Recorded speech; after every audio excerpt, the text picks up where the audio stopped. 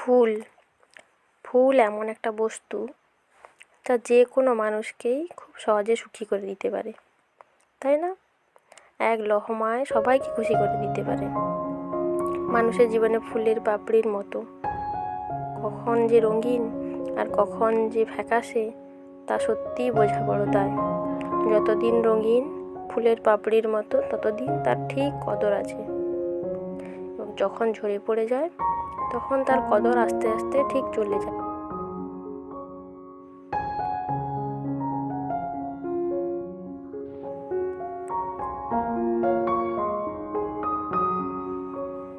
মানুষের জীবনে যেমন ভালোবাসা ছাড়া থাকা যায় না, তেমন ফুলের পাপড়িও রোদ ছাড়া থাকতে পারে না। তাই মানুষকে ভালোবাসুন আর ভালোবাসা ছড়িয়ে দিন সকলের মধ্যে। দেখবেন আপনিও ভালো আছেন এবং উল্টো দিকের মানুষটাও খুব ভালো আছে। ধন্যবাদ, সকলে ভালো থাকবেন।